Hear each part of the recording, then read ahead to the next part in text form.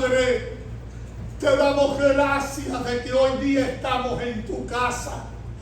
Te damos gracias de que hoy día podemos, Señor, oh Dios, sintonizar tu palabra y permitir, Señor, que nuestros oídos sean receptibles a ella, para que la palabra produzca en cada uno de nosotros un impacto, para que podamos permitir que la palabra fluya aquello que por distintas condiciones de la vida se ven restringidos y a lo mejor la única forma que tienen de accesarla es a través de la voz de tantos alrededor del mundo que promulgan tu palabra, Señor, que la declaran, que la creen, que están convencidos que la palabra es el medio de la salvación y que este evangelio, Señor,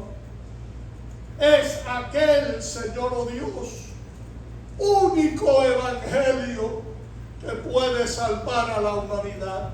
Te pedimos que hoy el Espíritu de Dios se mueva sobre un solo verso de la misma y enriquezca la vida, Señor, de todo aquel que le escucha.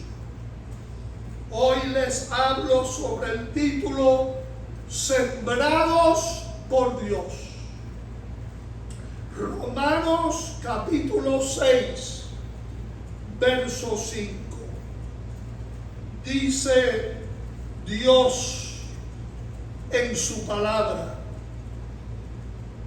porque si fuimos plantados juntamente con Él en la semejanza de su muerte, así también lo seremos en la de la resurrección.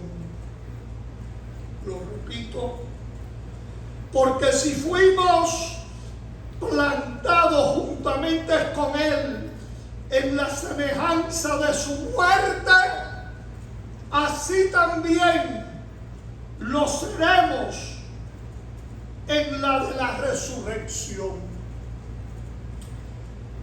14 versos comparte el apóstol Pablo con nosotros, en el cual el verso que de pronto a mí me resaltó para el mensaje de esta ocasión fue el que acabo de leer. Lo curioso de eso es que cuando le doy lectura a no solo estos versos, este capítulo, porque la realidad es que la semana pasada me leí con completo en un solo día la carta a los romanos. Usted me diría, ¿cuántas veces usted se la ha leído? Es mejor que ni siquiera hable sobre ello. Tuviera que un día mirar usted mi Biblia y ver cómo luce y pudiera calcular la edad que a lo mejor tiene. Parece que tiene más de 100 años.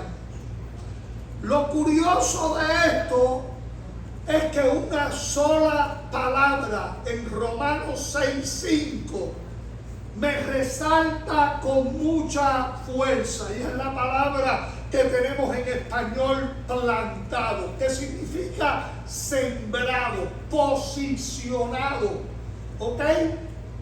Seleccionado para un propósito y un lugar y un momento específico en la vida de todos nosotros. El término en griego es sumfitos. Sumfitos tiene 3 ideas que encierran su significado en griego. Uno de ellos es de origen conjunto, dando a entender que en alguna forma estamos conjuntos con Jesús en algo que de pronto parece congenital, implantado por nacimiento o por naturaleza. Por otro lado, también en griego significa creciendo juntos. Y cuando pensamos en esa forma, decimos, ¿en qué forma Jesús y yo estamos creciendo juntos? Que verdaderamente puede ser un poquito difícil de alcanzar ese modo de pensar. Nacidos juntos, unidos con algo hay que nos une a Jesús en una forma muy única.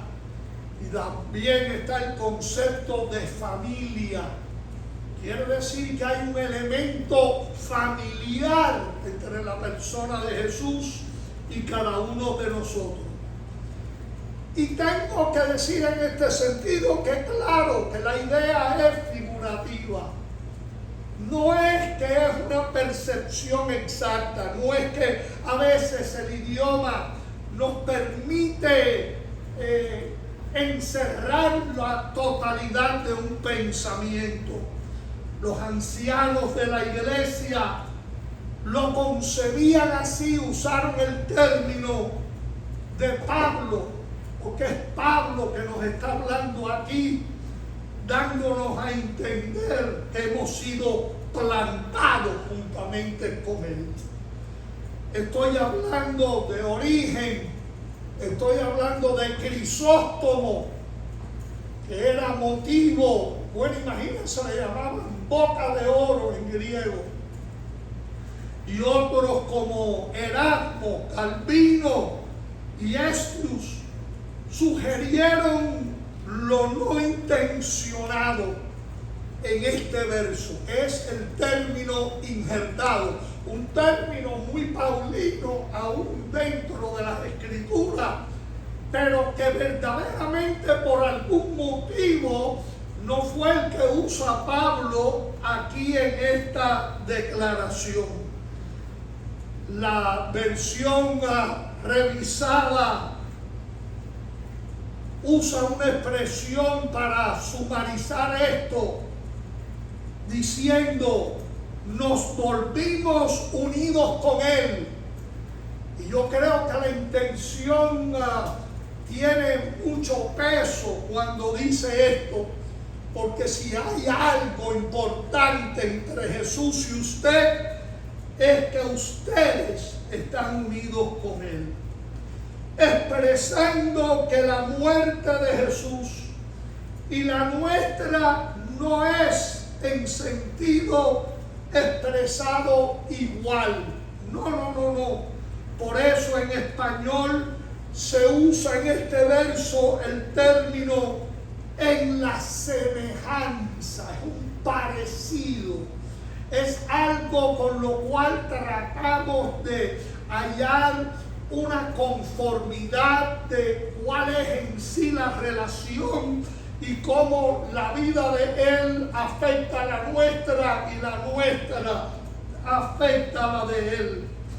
Expresando que la muerte de Jesús y la nuestra no es verdaderamente igual. Por eso en español, semejanza, en parecido, en comparación, abarca mucho. Y la idea paulina es como injertados con Cristo en muerte. Fíjense qué cosa. Pablo, cuando usó el ser injertado, no era en esta idea, sino era que fuimos injertados en el olivo. Pero aquí nos va a entender que estamos injertados con Cristo en la semejanza de la muerte. Que de alguna forma la muerte de Jesús abarca nuestras vidas en una forma muy poderosa.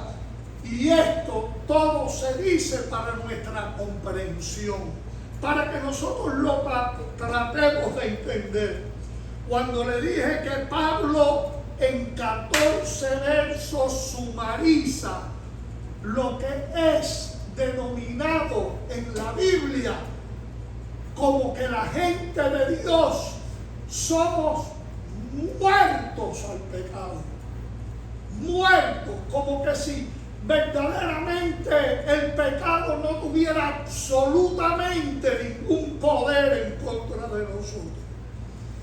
Verdaderamente esa profundidad de exposición bíblica no es popular en los círculos evangélicos muchas veces, porque muchas veces el conformismo ha llegado aún hasta decir que el pecado todavía gobierna a los creyentes, gobierna a las iglesias. Y eso es una falacia, eso es algo que es ajeno totalmente al evangelio. Yo pregunto, ¿cuál es la mayor intención de este verso? ¿Por qué este verso debe ser importante para mí y para ustedes? La respuesta sería impulsar la idea de resurrección, proyectar la resurrección por encima de todo lo que representa la muerte que conlleva el pecado, y entender la resurrección de que es el motivo primordial que identifica a Jesús y que debe identificar a todo creyente. El apóstol Pablo mismo dijo que si no hubiese resurrección de entre los muertos, él sería entre todos los hombres el más miserable. Esta exposición de Pablo me ayuda a creer que verdaderamente la intención de Dios es que nosotros seamos una gente triunfante y vencedora sobre la influencia de aquella muerte que produce el pecado. Una cosa es morir con Cristo y otra es resucitar como Él. Digo, perdón, me equivoqué en una palabrita. La palabrita es cómo y no cómo. Una cosa es morir como Cristo murió y otra es resucitar como Él resucitó, la cual nos abraza a nosotros de un extremo al otro, porque tenemos que identificarnos con la muerte de Él para poder ser identificados con la vida de Él, la vida resucitada. La unidad con Él es el comienzo. Mire, yo creo que aquí es donde está el problema en la mente de muchos creyentes. Comenzamos con Él, pero cuando comenzamos, la realidad es que no tenemos una idea clara de todo lo que estaríamos abrazando cuando nosotros comenzamos con Él, porque es el principio, pero el destino, que es la finalidad, es el planteamiento, que somos plantados, que somos establecidos, que desarrollamos una firmeza, una constancia, una protección, una alimentación, una aseguración de que la resurrección es la única finalidad que podemos nosotros esperar. No podemos pensar de ninguna otra forma. Yo también pregunto, y me pregunto a mí mismo al desarrollar este pensamiento, ¿no fue que resucitamos con Cristo a una nueva vida cuando surgimos del bautismo en agua? Y la respuesta es sí. En ese sentido, nosotros también definimos que creíamos en la muerte y en la resurrección. Y nosotros estábamos declarando que nosotros nos consideraríamos muertos al pecado. Ahora, ¿qué actividad puede tener un muerto con algo que quiere enseñorear sobre la vida de un cadáver? Y la realidad es que es una imposibilidad de que la muerte pueda reinar sobre un creyente.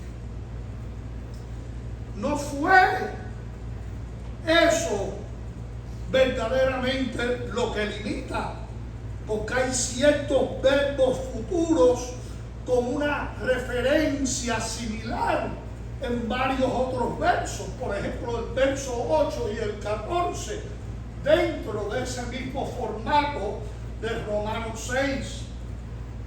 Pero fíjense que hay tres sentidos en cómo nuestra resurrección con Jesús puede ser entendida. Primero que nada, dice el verso 8, y si morimos con Cristo, creemos, fíjate que no lo deja a la más mínima duda, creemos que también viviremos con Él. El motivo por el cual morimos con Cristo es precisamente para poder terminar viviendo con Cristo. Y en el verso 14 dice, porque el pecado no se enseñoreará.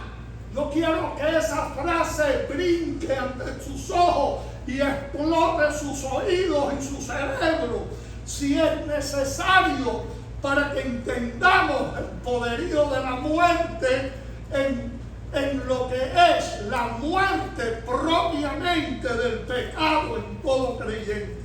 Porque el pecado no se enseñoreará de vosotros, pues no estáis bajo la ley, sino bajo la gracia. Y aquí es donde la cosa se pone más complicada todavía. Porque aquí es donde verdaderamente se troca medio mundo. La realización de nuestra posición en nuestras vidas diarias, la cual es subsecuente al bautismo, porque después que nos bautizamos es que empezamos a verdaderamente empezar a lidiar con el fenómeno de hasta dónde el diablo está dispuesto a dejar que nos escapemos de sus garras. Por eso que Pablo, cuando usa términos como estos tan fuertes, tan profundos, pero a la misma vez tan obvios, porque salta de las escrituras y nos abofetean. Hoy día estos versos nos toman a nosotros por los dos cachetes y nos suenan por todos los lados, porque el pecado no se enseñoreará de vosotros. Si Pablo quiere que nosotros entendamos, es el poder que tenemos para vencer el pecado en todas sus formas, en todas sus manifestaciones, en todos sus intentos. ¿Por qué? Porque muchas veces no nos damos cuenta dónde es que hay que frenar el pecado. Y el pecado hay que siempre frenarlo en la mente, antes de que se manifieste. Cuando está tratando de usurpar el derecho a la resurrección de vida que hay en cada uno de nosotros. Y si esto es objetado, y respeto a los que quieran objetarlo, debemos esperar que seamos, en vez de seríamos, lo que Dios hace y hará por nosotros, en vez de lo que nosotros podemos hacer por nosotros mismos. Fíjate cómo lo presento. Quiere decir que si Dios nos llama a nosotros a morir con Cristo, que eso es definitivo, nadie tiene derecho a llamarse cristiano si no decimos que estamos dispuestos a morir con Cristo, porque es lo esencial que hacemos desde el momento que nos paramos en un altar y le decimos a Jesús: declárame muerto al pecado, porque desde el día de hoy en adelante me identifico con la vida resucitada que Jesucristo me está regalando. Porque fíjate que no es que está esperando que nosotros hagamos absolutamente nada para que seamos participantes de la vida eterna.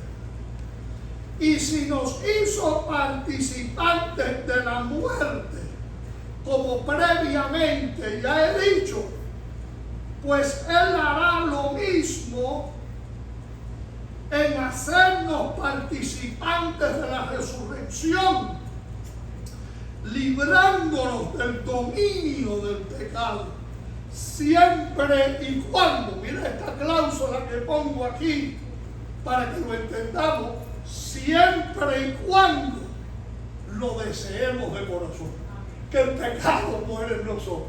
Si te puedes acordar de esa cláusula, podrás entender mejor lo que Pablo está diciendo en estos 14 versos. ¿Por qué? Porque los únicos que podemos estorbar la grandeza del poder del Jesús resucitado en ti y en mí somos nosotros mismos. ¿Por qué?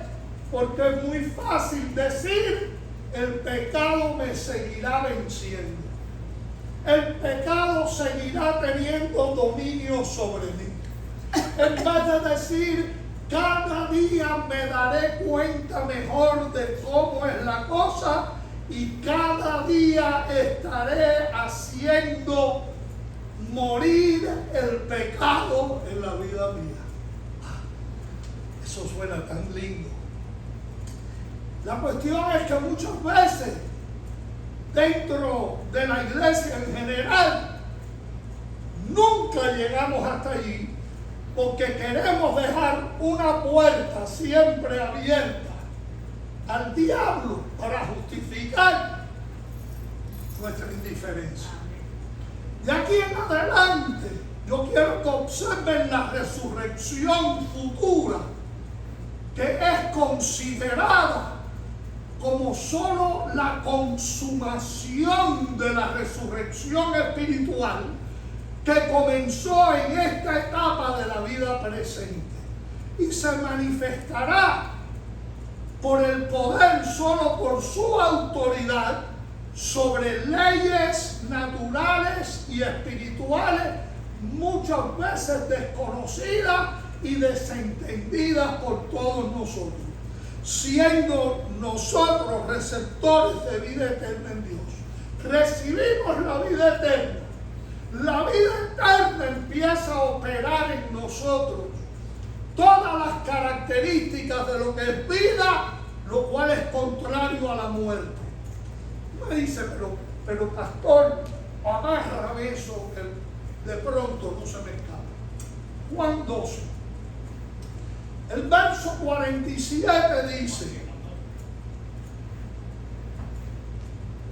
Juan 12, 47 dice: al que oye mis palabras, este Jesús hablando con mucha claridad, quiero decir, estamos considerando al máximo maestro del Nuevo Testamento después de Jesús. Por eso cito a Juan cuotando a Jesús para entender también a Pablo como maestro excelente. Al que oye mis palabras y no las guarda, yo no le juzgo. Fíjense bien lo que dice. al que oye mis palabras y no las guarda, yo no le juzgo. Esto suena contrario. Esto no suena claro. Esto suena como que Jesús está permitiendo algo que Él no permite. Pero sigan el pensamiento. Porque no he venido a juzgar el mundo. Mira, aquí la curiosidad es tremenda. Porque Jesús de pronto habla de su ministerio primario. Como Él no vino, en su primera etapa a juzgar a nadie, pues nosotros no tenemos en sí culpabilidad de nada si guardamos y oímos su palabra. Fíjate que es condicional la cosa. Porque no he venido a juzgar al mundo, sino a salvar al mundo. Las personas que muchas veces no respetan el orden bíblico de cómo Dios obra con la humanidad, se vuelven celosos, se vuelven usurpadores de posiciones que no les corresponden, se vuelven a veces personas que piensan que con una expresión como que Dios es parejo con todo el mundo, que esa es la solución. No. Y a la misma vez, sí. ¿Por qué? Mira Pablo, después cuando le habla a los efesios, lo que dice. Pablo le dijo a los efesios en el capítulo 1 y verso 5, en amor habiéndonos predestinado, un término muy conflictivo en la teología moderna. En amor habiéndonos predestinado para ser adoptados hijos suyos. Mira, esta semana me llama una familia pastoral en Orlando a que yo vaya a asesorarlos. Han sido pastores muchos años, pasando por ciertas situaciones y habiendo adoptado hijos. Y me ponen en una situación a veces conflictiva, porque hay hijos naturales y hijos adoptados. Y estamos hablando de personas que tienen que resolver ese dilema por el simple hecho de que están encarando la muerte. Y como en la muerte tiene que definirse un testamento, igual que nosotros tenemos en la iglesia el Nuevo Testamento, no se nos puede escapar ningún detalle por el hecho de los problemas que sucumben. Pablo dice, en amor habiéndonos predestinados para ser adoptados hijos suyos por medio de Jesucristo, según el puro afecto de su voluntad. Cuando Él toca este tipo de situación, pues de pronto hay que llegar a una conclusión. Y la realidad es que legalmente, desde el momento que alguien es adoptado, tiene el mismo derecho legal, por lo menos en nuestra gran nación, de un hijo natural. Es más, la responsabilidad es enorme en la aplicación de la justicia. Y si hay alguien que va a aplicar la justicia redentora, es propiamente Dios, cuando Jesús se presente como abogado tuyo y de todo creyente que podemos nosotros conocer.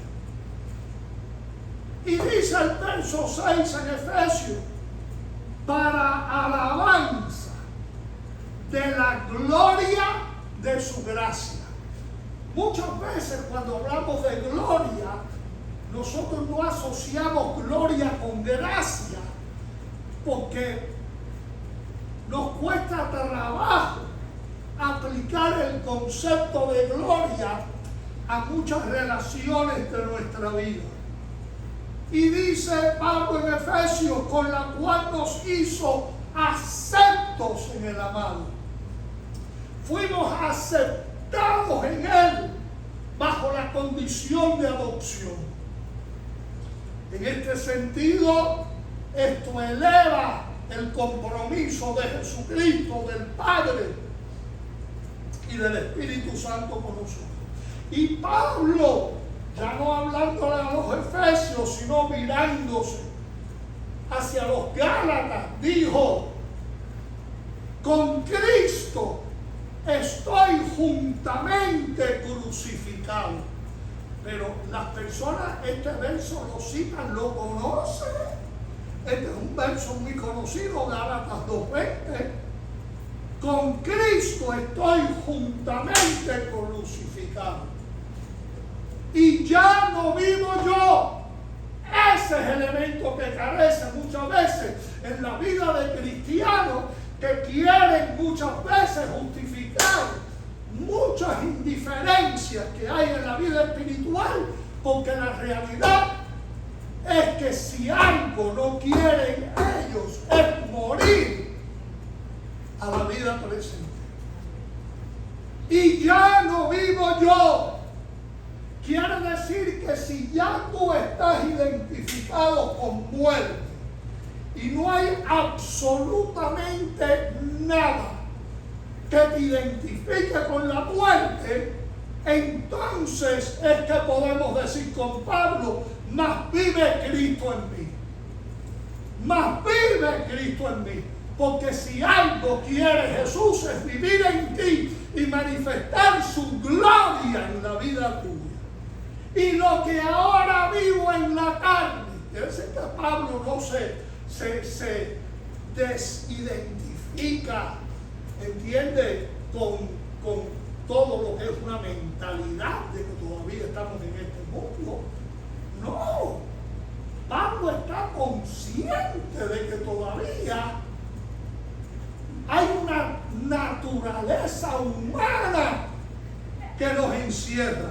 Y lo que ahora vivo en la carne, lo vivo en la fe del Hijo de Dios, el cual me amó. Quiere decir que el mismo amor de Dios, cada vez que piensa, tienes que pensar: y si me amó para que yo no cayera en algo que me abate, pues entonces me identifico con la vida que Jesús me imparte, y se entregó a sí mismo por mí. Quiere decir que fue la voluntad de Él, era la única forma, hermano, de que la justicia de Dios se pudiera cumplir, para que tú y yo no fuésemos hallados culpables. Fíjate hasta dónde tenía que llegar la intervención de Jesús para que no hubiera culpabilidad en los que en otro tiempo fueron culpables. ¿Qué puedo decir yo ante esto? ¡Wow! ¡Qué responsabilidad nos enfrasca! ¿Qué responsabilidad tenemos que tener delante de Dios? Que a lo único que lo puedo comparar es a un perfume exquisito, algo atesorado. Una de las impresiones que diariamente Magdalena muchas veces me eleva en un éxtasis espiritual pensando en estas palabras, en la influencia que hay. Todas las botellas de perfume que tú tienes en el carro, combinadas con las mías, que desde el momento que abro la puerta del carro, cualquiera que de pronto se tiene que sentar están invadidos de una plétora de perfumes que verdaderamente derraman su fragancia. Quiere decir que es imposible a veces quitarte la influencia de Jesús en tu vida, porque más grande es la influencia de la vida que la influencia de la muerte, y en este sentido te das cuenta que el pecado ha muerto en ti, porque no le permites ninguna manifestación de nada que te identifique con esa muerte.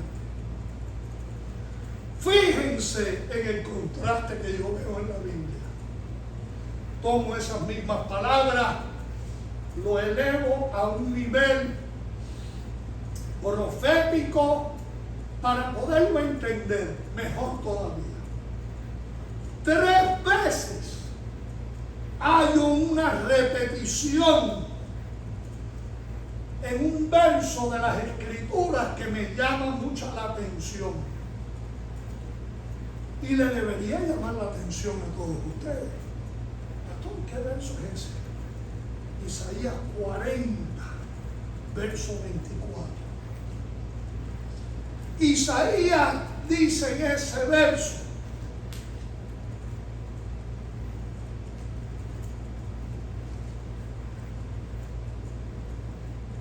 tres veces algo muy interesante.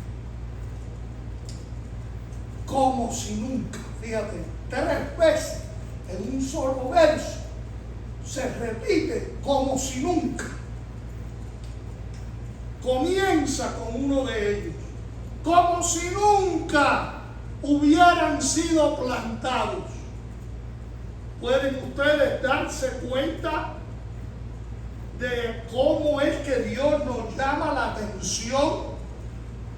Aún a lo que comenzó hace mucho tiempo, cuando habla de su pueblo, de su gente, como si nunca hubieran sido plantados.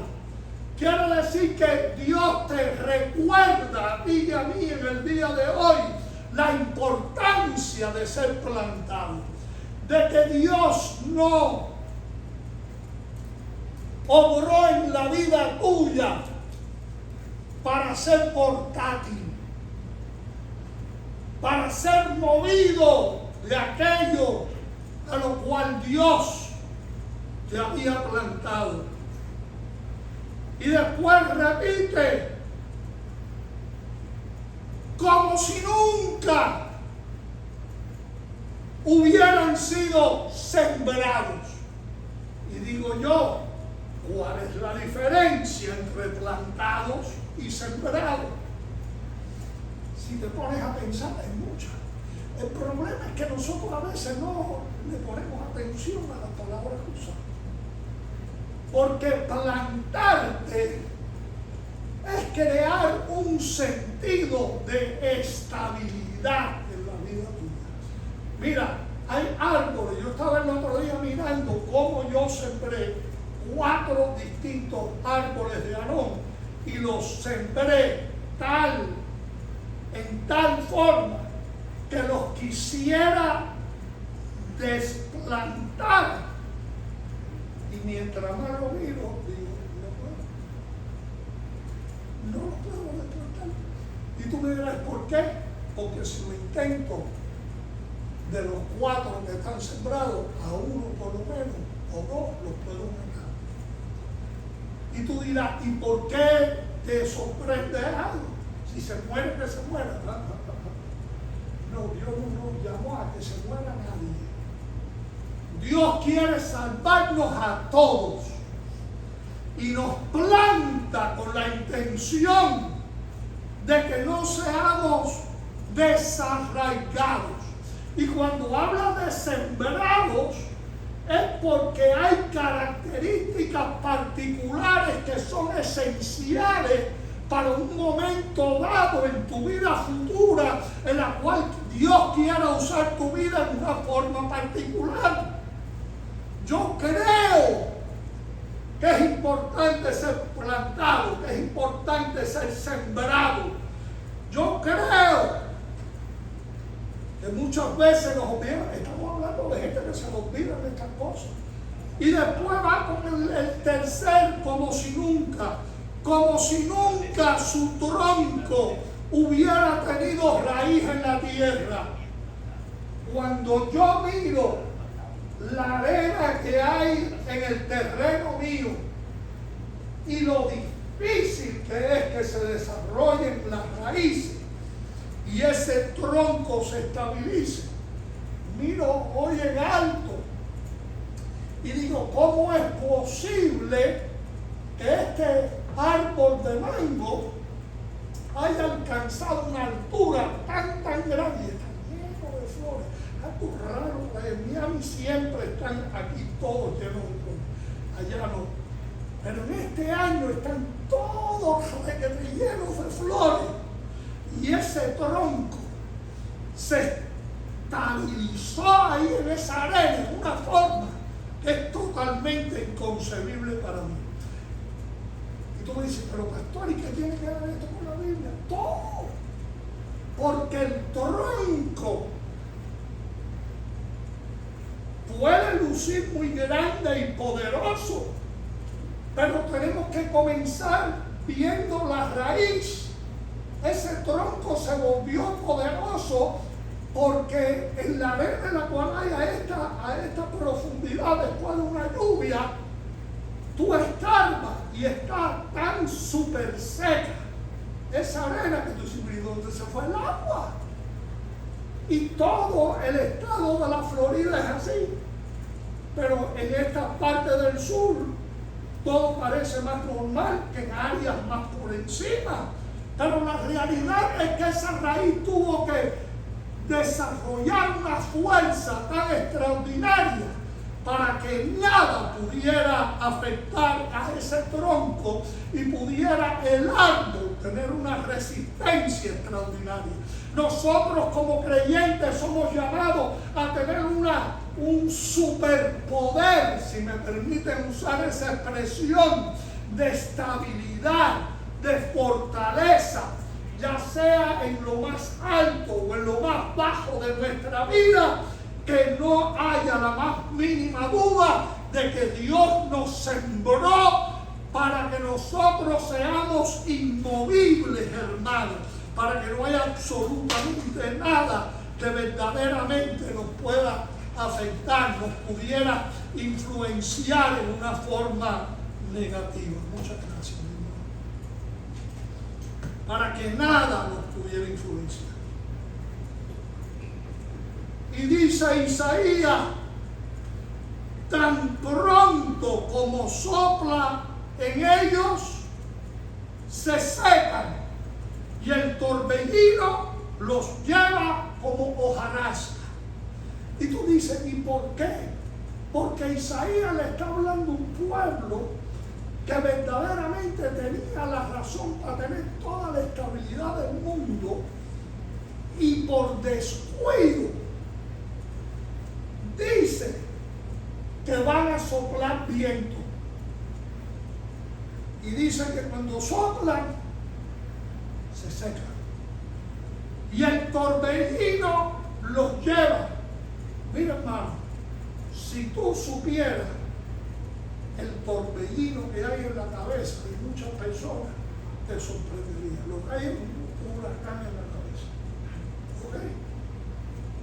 Dice que se los lleva como si fuera hojarasca. Y esto, bueno, suena totalmente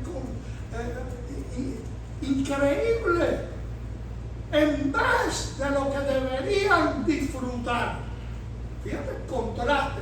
Empiezo por la parte que de pronto parece catastrófica. Pero mira lo que dice el número 24, verso 6. Dice, y aquí fíjate que 3 fueron las repeticiones de Isaías, ahora 4 van a ser las repeticiones de Números 24, verso 6. Como arroyos están extendidas. De pronto la comparación aquí ahora es con arroyos que se extienden. Quiere decir que no hay forma de parar a estos arroyos. Como huertos juntos al río. Segunda comparación. la historia misma de la humanidad confirma que todos los centros más grandes del mundo de desarrollo en cultivo y mantención de multitudes de personas tenían que ver con arroyos, con ríos, y dice que los huertos están junto al río. Hablamos de las áreas más, hermanos, a veces terribles del mundo, como Egipto mismo. Todo es un desierto, pero junto al río, hermano, la tierra codiciada de Gosén, donde Dios llevó en el medio de la hambruna más grande al pueblo de Dios para comer. Oh, yo creo que nos debe poner a pensar. Ese es el segundo cómo nada más. El tercero es como aloes. Aloes. ¿Usted sabe lo que es el aloe? ¿Ok? Aloe vera. ¿Ok? Una planta que es, podemos decir, desértica. Ella sola se cuida. Ella es plantada por Jehová, dice la Biblia. Y el cuarto cómo habla de los cedros juntos a las aguas.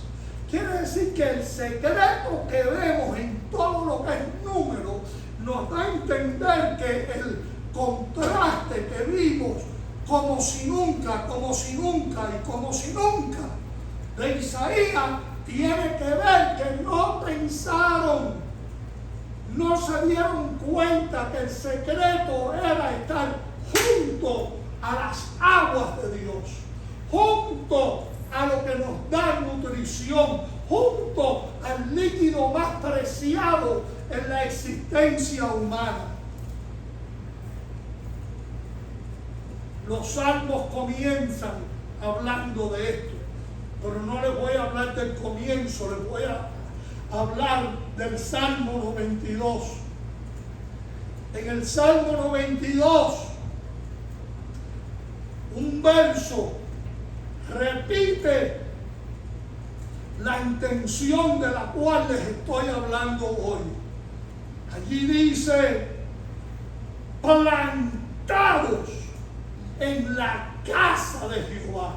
Mire, la gente no entiende que para ser un creyente que nunca le falta la lubricación extraordinaria de las aguas es estar plantados en la iglesia.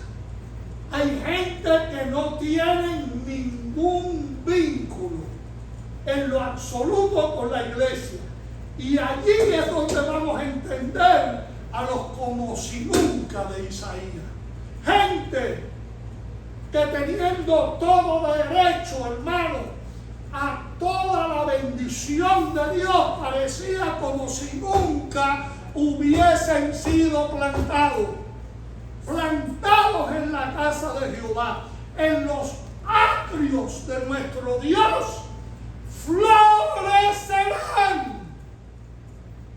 La actividad de reproducción, la actividad de alimentación, la actividad de riqueza, la actividad de aprobación divina, lo vemos en todo esto.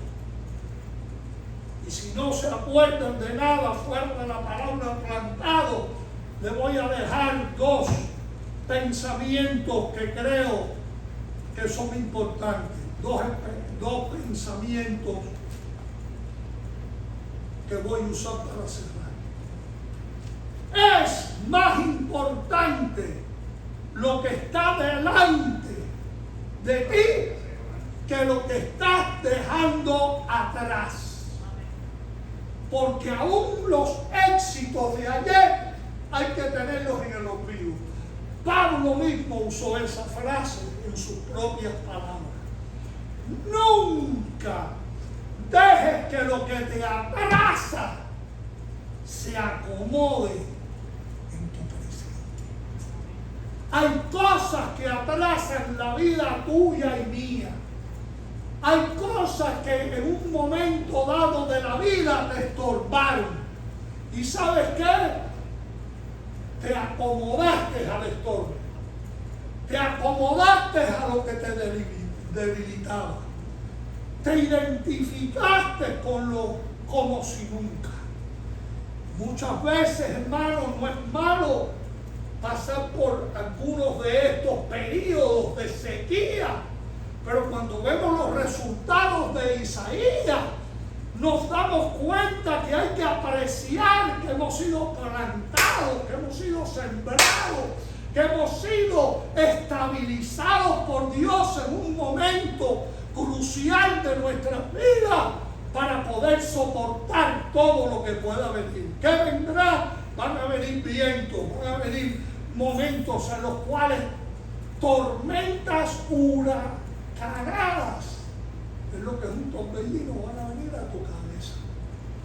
Nosotros en la Florida deberíamos aprender algo de los huracanes, porque los huracanes nos enseñan muchas cosas que acaban.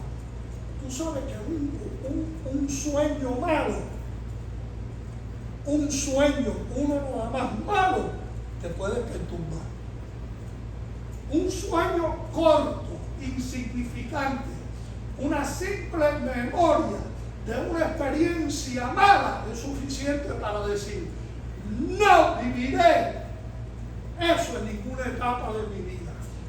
No pensaré de esa forma y no permitiré que se arraigue en mi vida algo como si nunca hubiera sido yo plantado. Entonces concluyo diciéndoles a ustedes mi consejo pastoral: florece. Es la mejor opción. Florece. ¿Por qué? Porque el florecimiento, en él está la multiplicación de todas nuestras bendiciones. Padre, poderoso Rey, Señor de nuestras vidas, cuando otras personas mueran, tu gente vivirá. Cuando otras sociedades y segmentos del pueblo carezcan de pan, tu gente tendrá pan. Y repartiremos pan. Y tendremos abundancia. Y cuidaremos de todos aquellos que necesitan, Señor, del florecimiento en tiempos, Señor, difíciles y de escasez. Padre, tú nos plantaste para que fuésemos fuertes en Dios. Nos plantaste, Señor, oh Dios, para que nosotros no seamos movidos con facilidad, sino para que nuestra estabilidad fuese, Señor, oh Dios, testimonio a un mundo que es sacudido, Señor, y es continuamente, oh Dios, sacado, Señor, de sus cabales.